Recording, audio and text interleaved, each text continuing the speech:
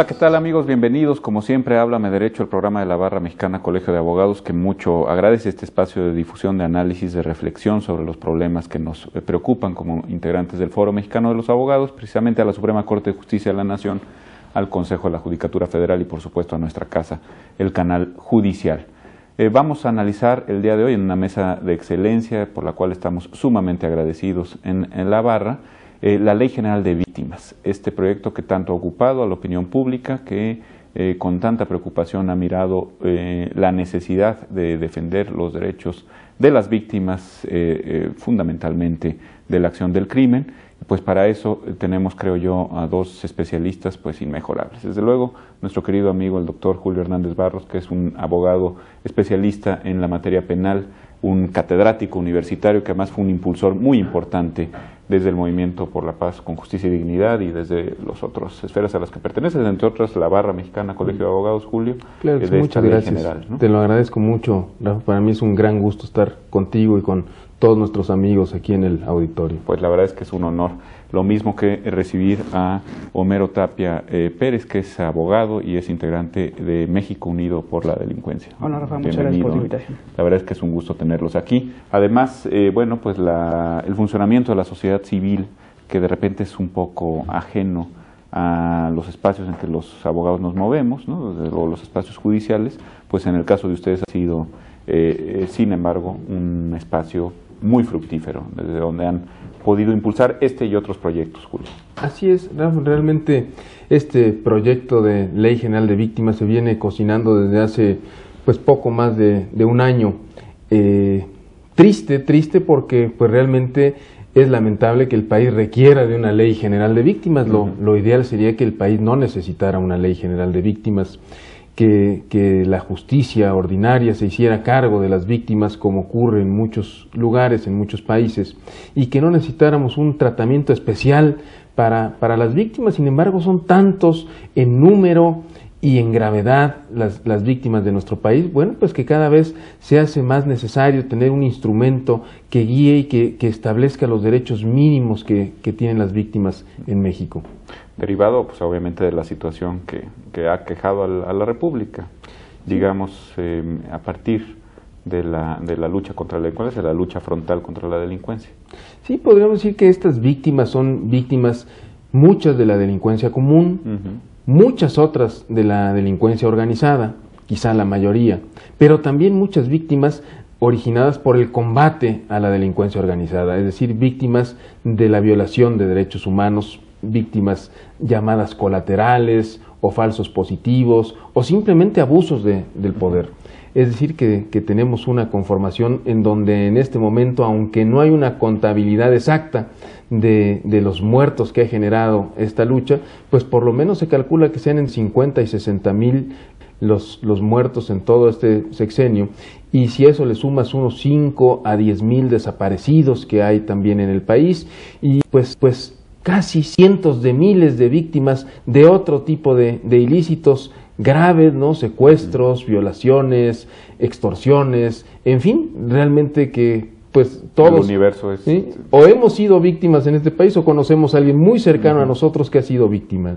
Y esa ha sido la imperiosa necesidad de crear esta ley de víctimas que venga a paliar un poco este dolor tan grande que tiene la sociedad, que hemos vivido, que hemos sentido, y que pues se ha ido acortando, se ha ido estrechando y cada vez ha estado ya más cerca de nosotros o con nosotros mismos. Claro, desafortunadamente, y esta sistematización que hace Julio Homero me parece fundamental, ¿no? Es decir, la ley general de víctimas, ahorita vamos al tema de que es una ley general, pero no solo se refiere a las víctimas de la delincuencia organizada, que son, digamos, las más visibles, por llamarlas así, sino a víctimas incluso de los ese yo creo que uno de los puntos positivos de esta ley, que muy bien apunta Julio, o sea, hace distinción de dos víctimas, las víctimas del delito, que por lo menos se contabilizan, bueno, hablando en términos y cifras, o sea, los delitos que ocurren en México es alrededor de 1.5 millones de delitos federales a nivel de fuero común y fuero federal, más sin embargo, en ambos fueros, más sin embargo, la cifra negra está alrededor del 98%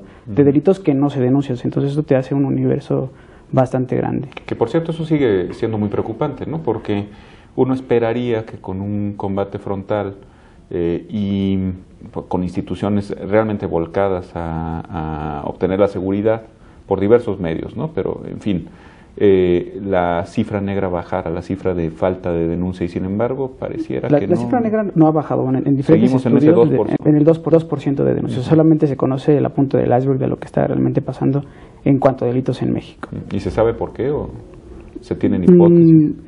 No ha fallado la estrategia, principalmente. Yo creo que esta estrategia contra el narcotráfico ha fallado principalmente porque ha sido una estrategia, no fue bien implementada. Creo que se hizo a la carrera y no se vieron las consecuencias, y ahorita se ven las consecuencias, que son alrededor de 250,000 desplazados, 5,000 personas desaparecidas y alrededor de 60,000 personas fallecidas en este combate contra el narcotráfico. Ahora, hay muchísimos delitos no vinculados al combate al narcotráfico, por lo menos no directamente, Julio.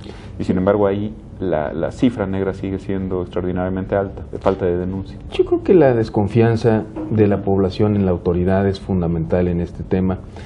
La ley prevé algunas modalidades que quizá impulsen a la denuncia, porque es común la revictimización. Cuando tú presentas una denuncia, pues inmediatamente o entras en el campo de los sospechosos o entras en el campo de los inatendidos, ¿no? De los que no son tomados en cuenta. O te dicen, a ver, ¿y por qué? ¿Y de dónde? Y te empiezan a interrogar a ti como si tú fueras sospechoso del delito que estás denunciando. O bien simplemente pues pasas 8 horas en una agencia del Ministerio Público en donde te van a dar malos tratos, en donde no hay alimentación, no hay donde sentarse, y en donde tu averiguación previa, a fin de cuentas, si es que logras presentar la denuncia, se va a meter en un gran bodoque de archivos y de papeles destinados ahí al olvido de la autoridad. Es una incomodidad para nada, ¿no? Una gran incomodidad, una gran falta de confianza de la población en la propia autoridad. Y bueno, pues una gran negligencia también en el trato de las averiguaciones previas, ¿no? que sufrimos a diario y que es conocido, no nada más en el Distrito Federal, sino en toda la República y también en materia federal, ¿no? Eso es bien importante. Hablaba Homero de todos los fueros, y precisamente de ahí se deriva pues que esto haya tenido que ser una ley general, ¿no? Es decir, una ley que regule una facultad concurrente, donde participan federación y entidades federativas. Había ahí algunos problemas, ¿no? Hubo quien cuestionó la constitucionalidad de la expedición de una ley general de víctimas. Sí, en el camino para la aprobación de la ley por parte de las cámaras, se presentó la posibilidad de crear una ley federal, una ley federal de víctimas. Cuestión a la que nos opusimos siempre porque, si bien es cierto, las víctimas más graves, las más dolidas, sí vienen de ese fuero federal, derivadas de la lucha contra el narcotráfico y del narcotráfico mismo, del crimen organizado. La realidad es que el abanico en número de delitos pues es mucho más amplio, y en número de víctimas es mucho más grande en los fueros locales que en el fuero federal. Y una ley federal realmente no resultaba del todo satisfactoria ni reunía todos los requisitos que buscábamos. Además, pareciera lo lógico que a las víctimas de este tipo de conductas pues las trates igual, independientemente de que la conducta esté o no asignada a determinado fuero, ¿no? Esta ley realmente viene a reglamentar 3 artículos constitucionales de donde toma su fundamento, para mí suficiente, que es el artículo 1 en esta enorme reforma de derechos humanos, en donde expresamente solicita que se cree en sus artículos transitorios esta ley de reparación, que no es exactamente la completa ley de reparación, la ley de víctimas, pero sí fundamentada en eso, y también en los artículos 17 y 20 constitucionales en materia de víctimas del delito y de igualdad ante la ley, ¿no? Entonces, primero que nada, reparación del daño, pero no exclusivamente reparación del daño. Es decir, la reparación del daño es una parte de la ley de víctimas. ¿Y todavía podemos esperar una ley de reparación del daño? Yo estoy seguro que vendrá una ley de reparación del daño, porque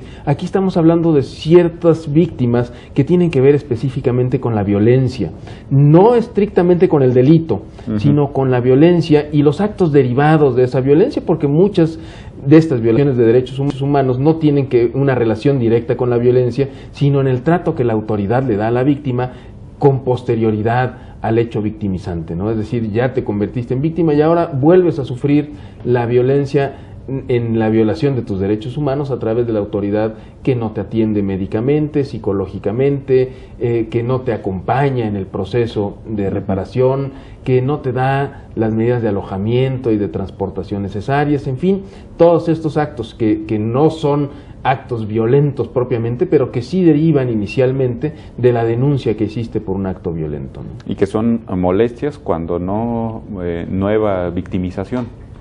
Homer.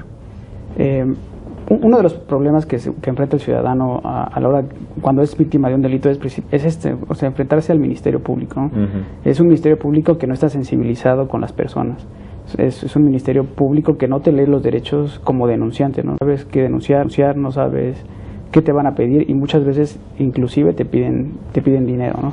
Entonces, tenemos ahorita en México Unido, de hecho, un programa de monitoreo a ministerios públicos, y nos hemos dado cuenta que ese es uno de los grandes problemas. Ese y la falta de confianza de ciudadanos hacia las instituciones, porque principalmente piensan que no va a pasar nada con tu denuncia. Ese es, creo que, el gran problema de este.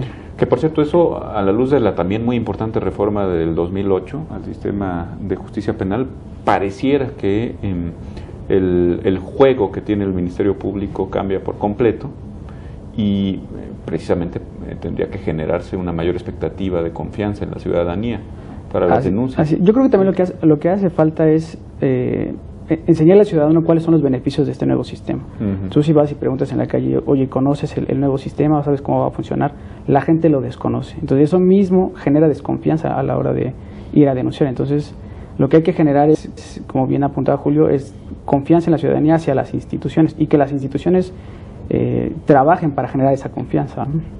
Si les parece, a la vuelta del corte nos detenemos un poquito en esto, ¿no? En si la Ley General de Víctimas es compatible o en sus trazos fundamentales tiene puesta la mira en la implementación ya total, la instrumentación de la reforma de 2008, o si seguimos parchando las cosas, porque también ese es un vicio muy acendrado en nuestra técnica legislativa, ¿no? Por llamarla de algún modo. ¿Les parece bien, Julio? Claro. Creo que volvamos con eso. Regresamos, estamos hablando de la Ley General de Víctimas en un foro especializado y privilegiado para ello, como es Háblame Derecho, el programa de la Barra Mexicana Colegio de Abogados. Volvemos.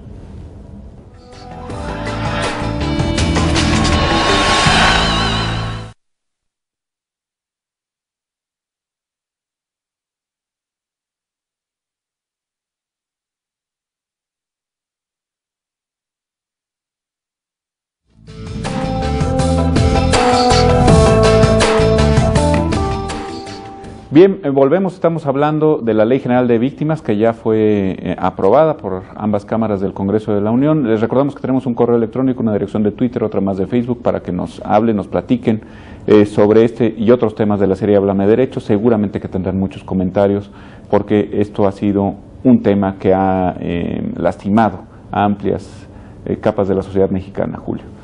Así es. Tú te has enfrentado a eso, ¿no? Lo has visto con mucha claridad. Sí, realmente las víctimas en nuestro país han sido los grandes olvidados, ¿no? El Ministerio Público está claro que no tiene interés en las víctimas como tal, sino quizás su interés se centre más en cuestiones técnicas de la averiguación previa, en la indagatoria, en ser el recepcionista de las pruebas en el que se ha convertido el Ministerio Público en lugar del investigador que nosotros quisiéramos. Decías que en otras latitudes pues no se requiere una ley de víctimas porque, pues entre otras cosas, la Fiscalía cumple con esa función de protección a las víctimas o de interés en las pretensiones de las víctimas, ¿no? Sí, de hecho, por ejemplo, en países como en Estados Unidos, en donde la Fiscalía es la que lleva la representación siempre de la víctima con una excelencia y con una pulcritud absoluta, pensar en una ley de víctimas ahora que estuvimos en la Universidad de Emory hablando de esto, pues les parecía, en Atlanta, en la Universidad de Emory en Atlanta, les parece un poco absurdo, ¿no? Decir, oye, pero si ya tienes quien cuide los derechos de la víctima, ¿para qué crear otra figura u otra ley si con una basta? Bueno, pues la realidad es que aquí no ha bastado. Por eso te decía yo que con la reforma al sistema, la reforma del sistema acusatorio, pareciera que bien instrumentada, pues bastaría, ¿no? Creo que sí, y creo que la ley además está orientada en ese sentido, es decir, es una ley que reconoce los avances técnico-jurídicos, que reconoce la reforma y que establece los mecanismos de acompañamiento, tanto en el procedimiento actual que tenemos, en donde estamos empantanados en la mayoría de los estados de la República, e incluso en la Federación parece que no avanzamos, ¿no?, en términos de lo requerido por la reforma, pero también se adelanta y toma precauciones para poderse incorporar sin ninguna reforma y sin ningún cambio sustancial en la ley al nuevo sistema. Establece, por ejemplo, entre las cosas destacadas, un abogado victimal o asesor jurídico de la víctima que tiene plena independencia, incluso más que el defensor público. El defensor público federal depende del Poder Judicial de la Federación. En los estados está dividido, algunas veces depende del Poder Ejecutivo, algunas otras veces depende también de los poderes judiciales. Nuestro defensor público, nuestro asesor público victimal, es una figura independiente, depende del propio Consejo Victimal, y eso le da una autoridad y una independencia frente a los casos que ni siquiera goza de ella el defensor público, ¿no? Claro.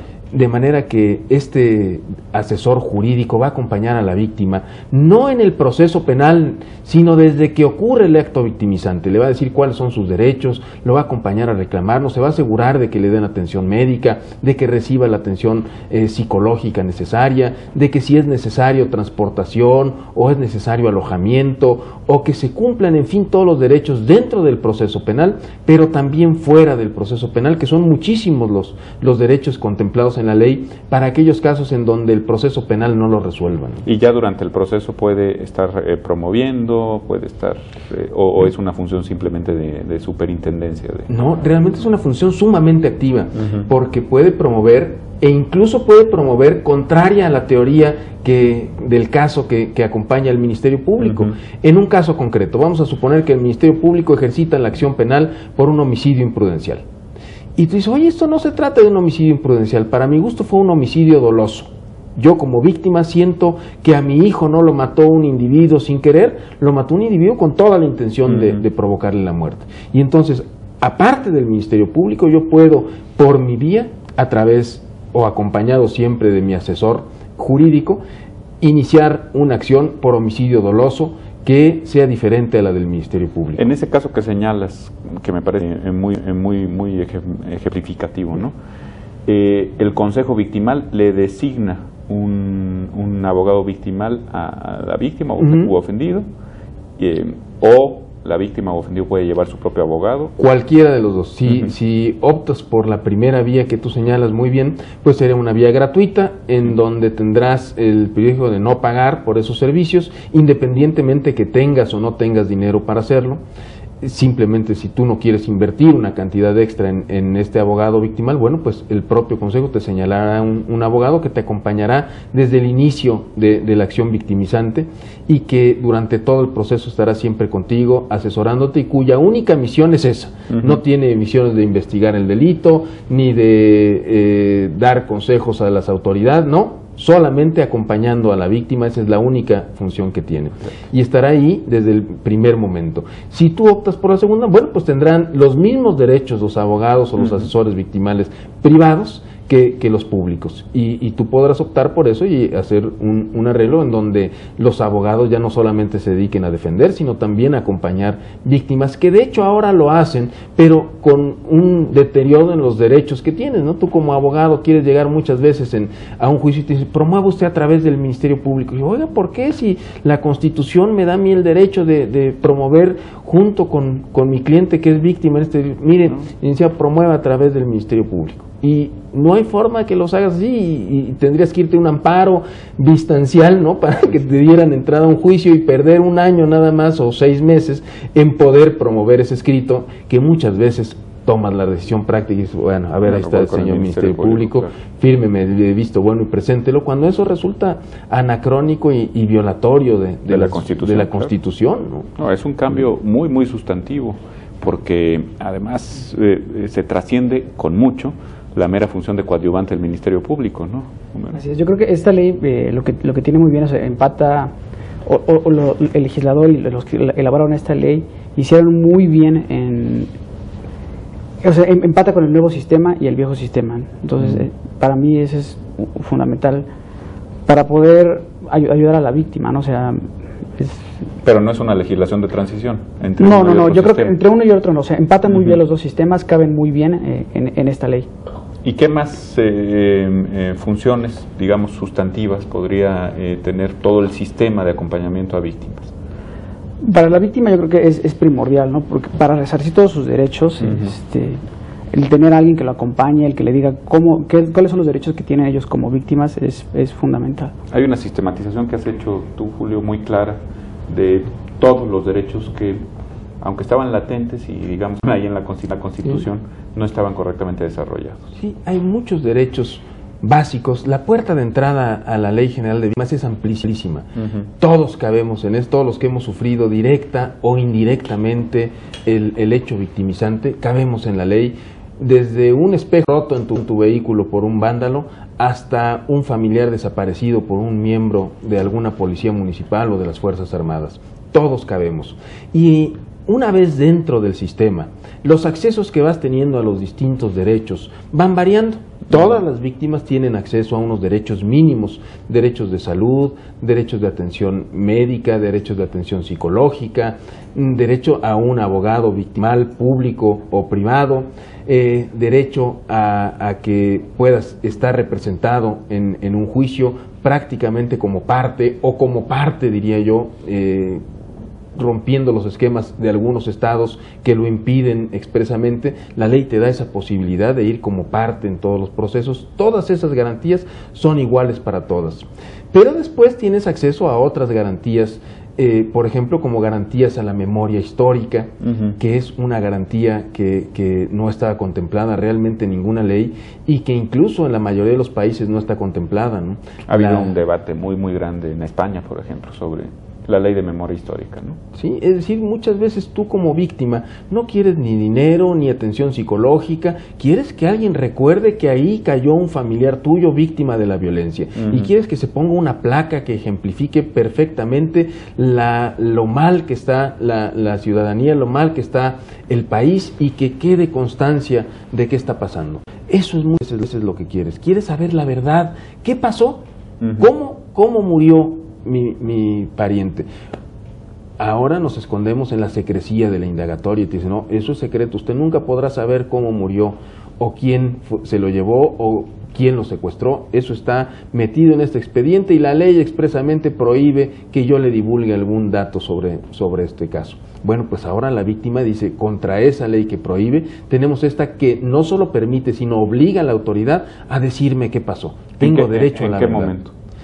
Tengo derecho a saber la verdad prácticamente desde que inicie el hecho victimizante, desde que la autoridad tenga conocimiento de los hechos, tendrá que divulgarme a mí como víctima qué es lo que está investigando, cuáles son las líneas de investigación, quiénes son los posibles sospechosos, y en caso de encontrarlos, bueno, pues tendrá que manifestarme todo esto, también con la recíproca obligación de la víctima de mantener la secrecía de esos datos a los que está teniendo acceso, porque son datos que sirven para la investigación, claro. Pero tiene el mismo derecho del investigador de conocer qué se está investigando. No hay nadie más dolido con el delito que la víctima, independientemente de que la sociedad también se ve lastimada con el delito. No hay nadie que más cercanamente lo sufra que la víctima directa o indirecta. O sea, tiene derecho, si te entiendo bien, a conocer la víctima, al ofendido, todo lo que va actuando el Ministerio Público, la autoridad de investigación, y las razones por las que va actuando en tal o cual forma. Claro, es decir, tienes derecho a la verdad.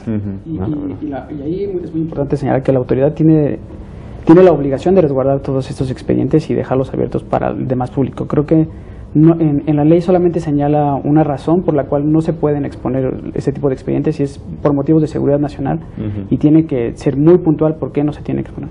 Entonces esa es una parte muy importante de este reconocimiento a la verdad, ¿no? ¿Y cómo se conceptualiza ahí, Homero, la seguridad nacional? Porque también hay todo un tema, ¿no? Es todo un tema, o sea, eso es lo malo, que también deja la puerta abierta, pero solamente, o sea, no te dice la ley, o sea, no te especifica cuál es el motivo de seguridad nacional. O sea, yo me imagino que te tienes que ir allá a la ley de acceso a la información para saber cuáles son los lineamientos para saber qué es seguridad nacional. la ley de acceso a la información y otros instrumentos incluso de carácter constitucional e internacional, ¿no? Porque además la ley delimitan muy bien lo que es seguridad nacional y aquí pareciera que confundimos las cosas muchas veces, ¿no? Sí, yo creo que son pocos los límites que se van a establecer a esto. En general la víctima va a tener acceso a los datos porque además de contener de este asesor jurídico, bueno, pues tenemos al propio sistema que impulsa los derechos de la víctima, en donde la organización es una organización totalmente independiente.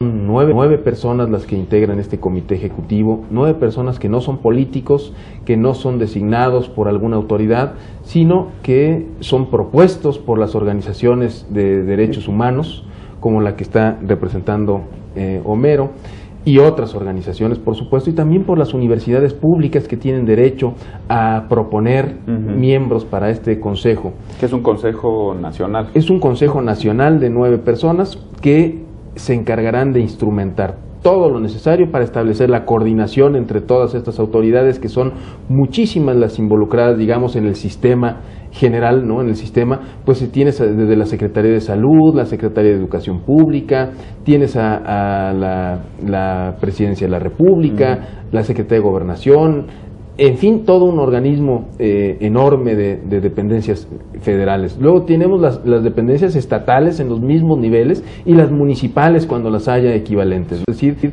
el sistema es enorme. Está todo el mundo involucrado. Todo el mundo está involucrado, porque además esa es una de las gracias de la ley. Si nosotros involucramos a todo el mundo, disminuyes los costos de la ley. Si tú creas un hospital para la atención de víctimas, pues los costos de repercusión son enormes. Pero si utilizas la infraestructura que ya existe de la Secretaría de Salud, del ISSSTE, del Seguro Social, de los hospitales estatales y municipales. Y en los 3 órdenes de gobierno, ¿no? Y en los 3 órdenes de gobierno. Muy bien los costos, ¿sí? Digamos, los gastos. Y eso pues prácticamente se atomiza, ¿no? Si a un desplazado por su condición victimizante lo vas a inscribir en un colegio, bueno, pues la misma plaza que deja en su lugar de origen ocupada en otro lugar no tiene una repercusión económica grande para el Estado. Ese es uno de los logros también de la ley de víctimas, que no es una ley que haya puesto énfasis en un gran dispendio económico, en un gran derroche para justificar estos actos, ¿no? Sino que trata también de economizar lo más posible para que los fondos de los que dispone se operen de la mejor manera necesaria para la víctima. Ahora, así como en un proceso penal, digamos, entendido sanamente, el responsable es solamente probable responsable, ¿no? Se presume su inocencia. Bueno, pues también las víctimas ofendidos son probables víctimas ofendidos, me imagino, ¿no? Fíjate que la ley tiene un punto maravilloso. Es un principio rector de la ley que se llama el principio de buena fe. ¿Qué quiere decir esto? Que la autoridad debe de creerle a la víctima en todos los actos en los que la víctima intervenga, excepto en los del procedimiento penal. Cuando la víctima llega y dice yo soy víctima, todo el mecanismo de víctimas automáticamente empieza a funcionar, dando por hecho que es víctima. Tiene derecho a atención médica, atención psicológica de urgencia, tiene derecho a transporte, en tanto alguien no pueda probar que no sea víctima. Dentro del proceso penal, este principio de buena fe choca con el principio de presunción de inocencia. Si tú, víctima, estás diciendo la verdad, pero también el procesado yo creo que está diciendo la verdad de acuerdo con la presunción de inocencia, pues alguien de los dos está mintiendo. Entonces, debido a esta relación de supra a subordinación entre el Estado y el imputado, se ha preferido por la misma ley, y creo que estamos todos de acuerdo en esto, en que prevalezca el principio de presunción de inocencia dentro del proceso penal al de buena fe. Y ahí le demos la ventaja al imputado. En todos los demás actos que no son proceso penal, la víctima tiene la buena fe, que es esta presunción de que es víctima. Parece muy sensato eso, ¿no, Homero? Porque así es, de hecho, muchas veces, bueno, y todo el mundo lo sabe, ¿no? Se dice, la autoridad que investiga ante un secuestro, por ejemplo, siempre parte de la base de que hay un autosecuestro, ¿no? Inclusive, pues, como dice Julio, la ley reconoce que eres víctima en cualquier momento, y cuando ingresas al sistema, el que debe de seguir indagando de que seas víctima es el mismo Estado. Esa es una parte importante de esta ley, ¿no? O sea, una vez que se vincula una vez que al proceso, tú se vincula, digamos, o no se vinculas al proceso, sino si vas y te ingresas al sistema, tú piensas que eres víctima, y el Estado es el que debe de buscar o resarcir todos los demás elementos para declarar que efectivamente eres víctima de un delito o de derechos humanos. Y obviamente si no lo fuiste, pues estás cometiendo un delito. Así es. ¿No? Un delito no creo que la ley no lo marca como un delito, sino solamente quedas fuera del sistema. Sí, bueno, pues habría declaraciones falsas ante autoridad distinta de la judicial, ¿no? De hecho, en eso tuvo mucha precaución la ley. No se incluyó un capítulo enorme como muchas otras de delitos y de faltas administrativas, porque muchos de los actos contrarios a la ley ya están estipulados en leyes tanto administrativas como penales. De manera que si un funcionario deja de levantar una denuncia, bueno, pues no necesitamos crear un delito para eso. Ya tenemos delitos relacionados con servidores públicos que hablan de estos casos muy específicos. Si un servidor público se niega a darle atención médica de urgencia de la que ordena la ley, bueno, pues ya hay un delito también que se comete y que están preestablecidos. Esa es una de las virtudes de las que yo te hablaba de la ley, que es una ley que toma todo lo que hay en su camino y que no establece muchas cosas nuevas, sino realmente muchas sí son aportaciones de la ley, pero muchas solamente son sistematizaciones de procesos ya existentes, ¿no? Lo cual de suyo es de celebrarse, porque muchas veces, volvemos al tema de la técnica legislativa, lo que se quiere hacer es inventar mundos y descubrir mediterráneos, ¿no? Y entonces lo que quedan son parches y franquistas jurídicos que se salen de un sistema razonable. Yo creo que ese es uno de los éxitos de esta ley, ¿no? O sea, el consenso que se realizó para hacerla. Hubo académicos, organizaciones, entonces, eso logró que el Poder Legislativo y la sociedad hagan un buen trabajo, ¿no? O sea, creo que en 12 años no hay una aprobación en su totalidad, ¿no? Tanto en Cámara de Senadores como en Cámara de Diputados. Y de una cuestión tan estructural. Y tan estructural, o sea, eso es importante señalar, ¿no? Cuéntenos, bueno, ahorita se nos va a acabar el tiempo de este segmento, pero cuéntenos la verdad, porque ese fue un proceso sumamente emocionante para quienes lo íbamos siguiendo, ¿no? Lo que día a día, minuto a minuto iban poniendo ustedes en las redes sociales o demás, Julio. Cómo se avanzaba y luego parecía que las cosas se tapaban o topaban con pared y luego otra vez avanzaban. La verdad que fue una cosa... Fue un proyecto muy interesante, ¿no? Impactante, ¿no? Este proyecto surge, digamos, del impulso que da la sociedad civil. Ya había algunos proyectos de leyes de víctimas, la diputada Inchaustegui, el diputado Benítez Treviño tenía un proyecto también, y había 3 o 4 de menor importancia que estos. El Ejecutivo convocó al INACIPE a crear un proyecto también de Ley General de Víctimas, mientras que el Senado hizo lo propio con la UNAM, y con esto pues se crearon ya varios soportes o varias propuestas de leyes generales de víctimas. Derivado también de los acuerdos de Chapultepec, ¿no? Todo esto derivado de la exigencia, por lo menos el del INACIPE y el de la UNAM, derivado de los compromisos que se establecieron en los diálogos de Chapultepec. Y bueno, pues el trabajo fue, después ya que teníamos estos dos proyectos, amalgamarlos y hacer uno solo, ¿no? Ese fue, digamos, el trabajo final, tomando como base el proyecto del INACIPE, incorporando mucho de las propuestas del UNAM y también adosado esto con las propias propuestas de la diputada Inchaustegui y del diputado Benítez Treviño y de la sociedad civil, porque hablamos pues prácticamente con la mayor parte de las asociaciones representantes de víctimas y con muchas víctimas en particular también, no nada más con asociaciones, sino con muchas víctimas, y esta ley, bueno, pues es el resultado de escuchar. No es una ley hecha por teóricos desde la comodidad de un escritorio, sino es una ley que recoge las exigencias de las víctimas de nuestro país. Esa es otra cuestión verdaderamente relevante. Sí, y víctimas, como decías bien, no necesariamente agrupadas, sino muchas veces anónimas, ¿no? Lo cual, caray, estremece. Que son las más dolorosas porque pues las agrupadas como quiera tienen una voz que la representan, ¿no? Mientras tantos miles de víctimas que están perdidas totalmente en el anonimato, en la imposibilidad de exigir sus derechos, en el sufrimiento a solas, ¿no?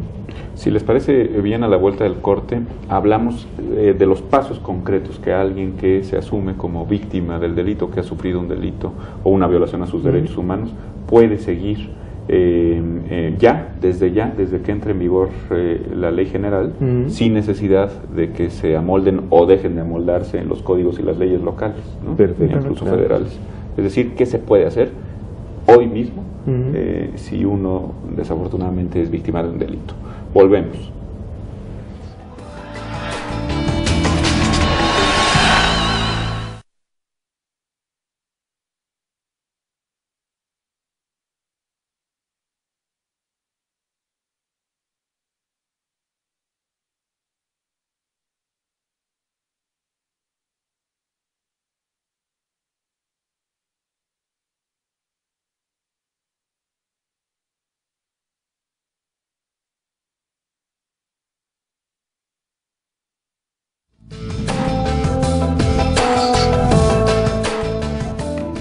Bien, volvemos, estamos hablando de la Ley General de Víctimas. Les recordamos que tenemos varios medios por los cuales podemos enterarnos de lo que opinan de este y otros programas de la serie Háblame Derecho, una dirección de Twitter, otra más de Facebook, un correo electrónico. Nos gustaría mucho que nos comentaran qué opinan en concreto de este tema que desgraciadamente ha involucrado a muchísimas personas en nuestro país y en el entorno latinoamericano, porque yo me imagino que también esto de la Ley General de Víctimas pues tiene, si no causas en legislación comparada, sí va a tener efectos en países de circunstancias similares a las nuestras.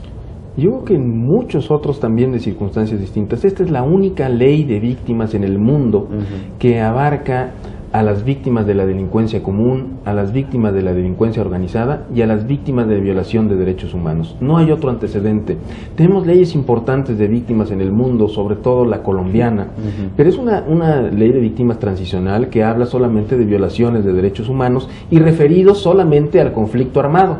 Es decir, esas son las limitaciones de esta ley, que en parte también algunos de sus preceptos se incorporan en nuestra ley de víctimas. Tenemos también algunas leyes españolas, ¿no?, que hablan también de la victimización durante el franquismo y que establecen algunas medidas para la atención a víctimas, pero una ley tan amplia en donde se trate de manera tan específica a las víctimas y en donde se combine a las víctimas del delito con las víctimas de la violación de los derechos humanos, realmente no hay antecedentes y bueno, pues muchos son los países que están interesados ahora en esta legislación y que nos han pedido ideas. Incluso hablábamos de los Estados Unidos, en donde no tienen un esquema similar y no les había pasado por la cabeza. Ahora están interesados en dar este tratamiento especial y a lo mejor despresurizar mucho la oficina de la Fiscalía con otra oficina burocrática distinta, ¿no? Fíjate, bueno, lo que surge de un buen trabajo bien coordinado entre sociedad civil, poder legislativo, poder ejecutivo y sobre todo cuando hay buena fe, ¿no? Así es, una vez más, siendo reiterativos, que fue realmente un buen trabajo entre sociedad, gobierno y académicos, ¿no? Y que ahorita, no quiero decir que pone el nombre de México en alto, pero es un ejemplo, ¿no?, para de hacer bien las cosas y que se pueda tomar ese modelo principalmente en Latinoamérica, ¿no?, que es donde hay un mayor conflicto con esta guerra en general contra el narcotráfico, ¿no? Había muchas sospechas de que la cosa no iba a salir tan bien y que las víctimas iban a seguir siendo vistas como daños colaterales, como cuestiones inevitables. Pues también tardaron un poco en el Congreso, ¿no? O sea, lo dictaminaron en el último periodo de sesiones, en el último día, ¿no? Entonces yo creo que eso fue parte del nerviosismo que había, ¿no? Suspicacia, ¿no? Así es. Ya funcionaba la Fiscalía Especial, ¿no? La famosa derivado de los diálogos de Chapultepec, hubo dos figuras que salieron. Uno que fue por decreto, el Províctima, que para nosotros, si bien celebramos que se nos haya escuchado a las organizaciones civiles, dejó mucho que desear, ¿no? Yo siento que ahí sí fue un poco un Frankenstein, fue un pegoste, porque Províctima lo que hace es coordinaba todas las demás instituciones de atención a víctima, de seguridad pública, de procuraduría, de derechos humanos, y deja mucho que desear. En cambio, esta nueva ley es más representativa e incluyente, ¿no? ¿Va a tener alguna operación Províctima en los esquemas de la nueva Julio? Sí, desde luego, Províctima tiene su integración en la ley. Igual, es decir, Províctima como una asociación federal, digamos, como una organización de atención a víctimas federal, tiene sus homólogas en todos los estados de la República. Prácticamente todos los estados de la República tiene una coordinación o una oficina generalmente dependiente de las procuradurías estatales de atención a víctimas del delito. De manera que Províctima, bueno, seguirá en materia federal haciendo su labor de atención a víctimas del delito, pero siempre bajo la coordinación y bajo no quisiera yo decir el mando, pero sí bajo la regulación del Consejo Victimal y sobre todo del Consejo Ejecutivo, ¿no?, que será el que tendrá la última palabra en materia de víctimas en el país, y es el que determinará además qué beneficios proceden y cómo se repartirán estos beneficios, no solamente económicos, sino de memoria histórica, de reintegración a las comunidades, de los desplazados, de educación para aquellos que han sufrido violencia en su lugar de origen. En fin, este Consejo Ejecutivo realmente será la autoridad máxima que regulará por encima de cualquier otra y cualquier otra a nivel federal, estatal o municipal. Todo esto que hemos visto de ceremonias en las que el Estado mexicano asume responsabilidades porque en la Corte Interamericana de Derechos Humanos, por ejemplo, así se los pide en determinados casos y entonces pide perdón en un acto público, etcétera. Bueno, todas estas cuestiones, si te entiendo bien, pasarán también por el Consejo. Y además, bueno, pues la ley misma es este reconocimiento del Estado mexicano, ¿no? Es uno de las cuestiones valiosas de la ley, es también que a través de la ley se expresa que es un problema que existe, y tan existe que se crea una ley para él. Es un reconocimiento del Estado mexicano de todas estas muertes que se han causado no solo por la delincuencia, sino también por la violación de derechos humanos derivados del combate a la delincuencia. Entonces este reconocimiento que hace el Estado queda plasmado en la ley, y es la propia ley la que establece los sistemas. Por ejemplo, en estos casos de violación de derechos humanos, hay una obligación subsidiaria del Estado por todos sus servidores públicos. Ese es un gran logro, ¿no? El Estado tendrá que responder económicamente por los daños que hayan causado o los delitos que hayan causado todos sus servidores públicos en este acto victimizante, independientemente de que haya un proceso penal o no. Siempre la ley privilegia, digamos, el proceso penal para el establecimiento de la reparación del daño. Sin embargo, si no hay un proceso penal o no se puede cobrar esa reparación del daño por insolvencia del delincuente, porque no hubo detenciones, porque se murió el delincuente, de todas formas, de todas maneras el Estado subsidiariamente responderá a la víctima, de manera que ésta no quede en el desamparo. Hay un fondo económico bastante sustancial que incluso inicia con la propia ley, es de las pocas leyes que inician ya con un presupuesto inicial bajo, pero un mínimo, ¿no? Son hasta este momento 270 millones de pesos con los que cuenta la ley, pero además unas capacidades de fondeo enormes, ¿no? Se puede fondear por parte el aseguramiento de los bienes por parte de la autoridad, de la ley de extinción de dominios, de donativos particulares, de instituciones públicas que donan. Es decir, las capacidades de fondeo de este fondo son enormes, ¿no? Son realmente, nosotros creemos que se va a garantizar la reparación del daño económica, pero también todas las otras reparaciones integrales que prevé la ley. Ese es un punto importantísimo, porque da la impresión que en México no nos preocupamos mucho por los incentivos positivos de carácter pecuniario, es decir, que al Estado le cueste que las cosas pues las hagan mal sus funcionarios, ya sea que activamente violenten derechos humanos o mero que no cumplan con su función como debe ser, ¿no? De investigar delitos, por ejemplo, etcétera. Y aquí hay un incentivo muy claro que te va a costar y te va a costar un dineral. Es una parte importante, ¿no? Es decir, que es una ley que inició con un incentivo. Sin el incentivo, a lo mejor la ley no tendría la trascendencia que va a tener, ¿no? Claro. Eso es importante señalar, ¿no?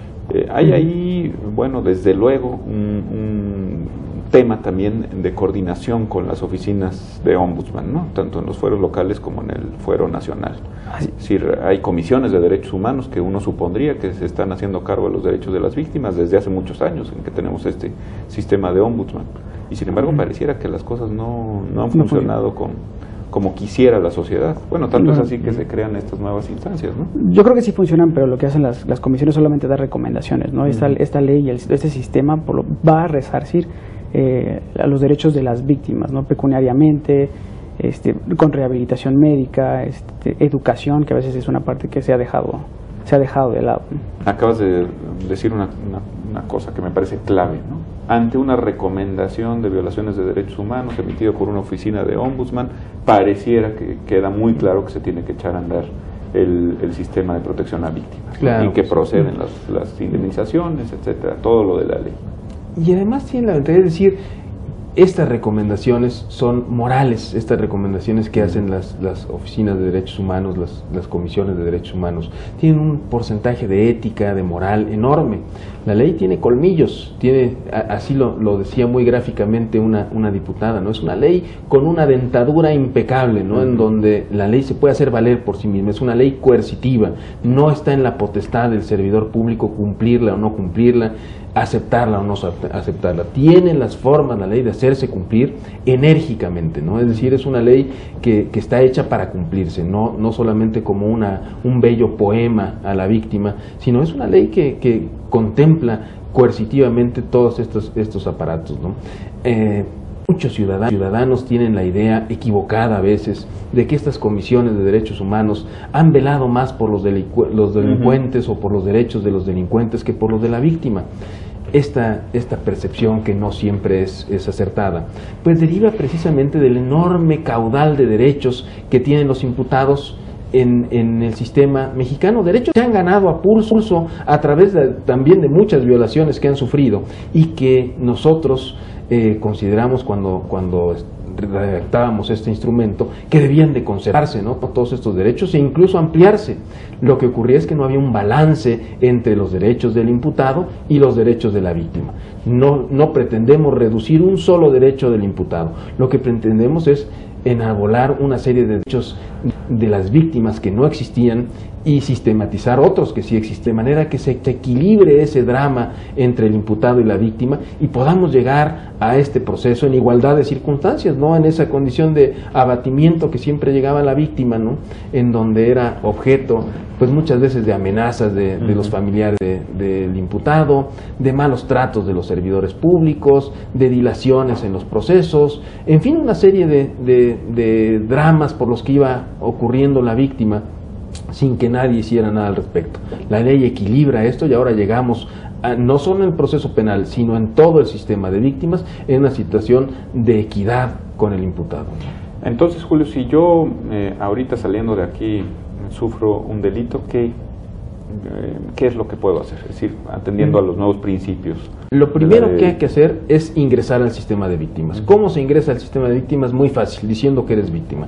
¿Y a quién se lo dices? Pues al propio consejo, si es que hay algún representante en tu localidad, pero si no lo hay, puedes acudir con eso hasta el director de la escuela pública más cercana. Es decir, en las localidades apartadas, esa autoridad, el director de una escuela pública, puede ser el enlace con la autoridad. Es decir, nosotros estamos facilitando la entrada al sistema de manera que sea con prácticamente cualquier autoridad con la que puedas ingresar al sistema.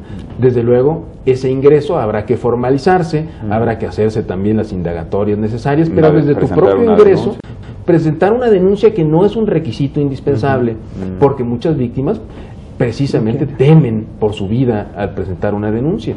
Es decir, no se te va a restringir el acceso a una serie de derechos por no presentar una denuncia, quizás se te restrinjan algunos otros por no hacerlo, pero en general tendrás acceso a la amplia mayoría de derechos, aun cuando no presentes la denuncia. Una vez ingresado al sistema se dará este trámite, se formalizará tu ingreso, por decirlo en palabras coloquiales, ¿no?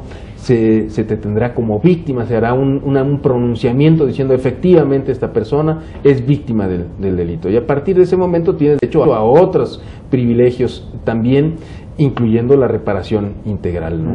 Y ya dentro de esta declaración de víctima que se haga, bueno, pues usted estará siempre acompañado de este abogado victimal o asesor jurídico, que estará siempre dándote tus derechos y velando porque se cumplan e intercediendo porque así sean, ¿no? Durante todo el procedimiento penal. Durante y después, todo el procedimiento penal y no penal, porque hay muchos actos de estos que no tienen nada que ver con el procedimiento penal, ¿no? Una vez que, pero suponiendo que nos vamos por el lado del procedimiento, una vez que hay una condena hacia tu ofensor, ¿qué es lo que puede seguir haciendo la víctima? Es decir, en caso del procedimiento penal se le dará privilegio, se privilegiará la reparación del daño por parte del imputado. El propio delincuente tendrá que reparar el daño. Y así establecido en este momento, es decir, esto no cambia, ¿no? Actualmente así ocurre. Solo en caso de que no se pudiera reparar el daño y en caso de que la víctima haya sido víctima de un delito, digamos, no grave tanto por el delito, sino por su condición victimizante, el Estado subsidiariamente podrá, en los casos de los delitos comunes, entrar también a reparar ese daño. Sin embargo, no en todos los casos el Estado reparará los daños que no puedan ser cubiertos, porque entonces sí no habría dinero que soportara, ¿no? Si va a reparar todos los teléfonos celulares que se roban o todos los espejos de los coches que se roban, bueno, pues no habría dinero que alcanzara al Estado. De manera que ese acceso a ese fondo económico, bueno, pues está limitado solamente, primero para todos aquellos casos en donde el Estado sea el victimario, ¿no? O algún sujeto del Estado, algún servidor público sea el victimario. Y segundo, para aquellos casos en donde, dada la gravedad de la víctima, sea indispensable que el Estado pague, ¿no? Y se prevé, Homero, que pueda yo también asegurarme de que la condena que le haya sido impuesta a mi ofensor se cumpla en los términos. Es decir, que no vaya a pasar aquella célebre película, ¿no? El secreto de sus ojos, de que, bueno, pues de repente ya lo ves ahí de guardaespaldas de... No, así, yo creo que en este concepto que tienen de la verdad, es cuando uno puede estar al tanto de lo que está pasando una vez que ya ha sido sentenciado el delincuente. Y estar al tanto de que la condena, y de que la condena se está cumpliendo. Se cumple. Bueno, pues la verdad es que ese también es un gran avance, ¿no? Así es. Y también, bueno, en cuanto al ingreso, una parte que tiene importante esta ley es que es muy benévola en cuanto al ingreso. Uno, cuando quiere ingresar, puede ir con una autoridad de procuración de justicia, y ante la negativa de la autoridad de justicia puede ir prácticamente ante cualquier autoridad del Estado, e inclusive ante embajadas dentro de nuestro país, ¿no? Para que sea declarado uno una víctima. Esto es muy gráfico en el ejemplo del profesor de la escuela, ¿no? Así es. En localidades alejadas, etc. Sí. Es decir, que no se quiere limitar a la víctima de manera, no, pues la oficina del Ministerio Público está a 50 o 60 o 100 kilómetros. Bueno, pues entonces ve aquí con cualquier autoridad, con un síndico municipal, con el director de la escuela, con la autoridad que tú quieras, y él tendrá la obligación de incorporarte a ti a este sistema de víctimas. Inclusive ante el miedo de denunciar, un tercero puede denunciar por uno y ingresar al sistema de víctimas. Eso es también una figura muy interesante e importante, ¿no? Bueno, pues la verdad es que emociona ver cómo se han obtenido todos estos avances tan significativos en un periodo corto de tiempo. El esfuerzo de ustedes ha sido ampliamente encomiable, ¿no? Y yo creo que las cosas pueden empezar a pintar mejor para las víctimas en este país, Julio. Homero, muchísimas felicidades y gracias por lo que toca a nosotros como gente interesada en que la ciudadanía de México recupere peso y recupere potencialidad. Yo creo que este va a ser un parteaguas en la vida de muchas víctimas de este país. Muchas gracias. Muchísimas gracias a ti por esta invitación tan amable. Al contrario, ha sido un honor. Y gracias también a ustedes en sus casas. Nos vemos en la siguiente emisión de Háblame Derecho, el programa de la Barra Mexicana, Colegio de Abogados.